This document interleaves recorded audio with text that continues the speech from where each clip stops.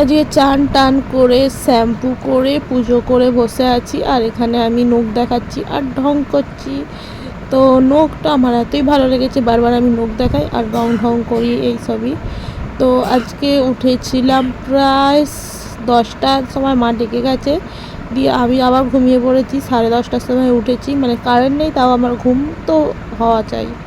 তো ঘুমিয়েছি, ঘুম থেকে উঠে দোকান গেছি, ঘরে টুকটাক কাজ করেছি, কাজ করে চান করে পুজো করে তারপর থেকে আমি ভিডিও স্টার্ট করেছি দুপুর থেকে। তো তারপরে লাঞ্চের সময় হয়ে গেছে। লাঞ্চে ছিল ভাত, করলা ভাজা, কুমড়ো ভাজা, আর একটা মানে অনেক রকম সবজি দিয়ে তরকারি, আর বিউলির ডাল।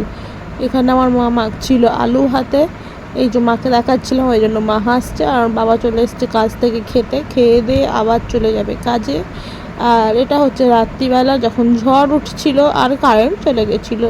তো আমি ওটাই বলছিলাম, পুরো কারেন্ট চলে গেছে, অন্ধকার হয়ে গেছে, কিন্তু হাওয়া দিচ্ছিলো বলে অতটা গরম হয়নি। তো তারপরে রাত্রিবেলার মেনু ছিল ঘুগনি আর পরোটা। তো আমি পরোটা খাই না, আমি শুধু গোবি পরোটা খাই, তো তাই জন্য আমি ঘুগনি আর মুড়ি খেয়েছি।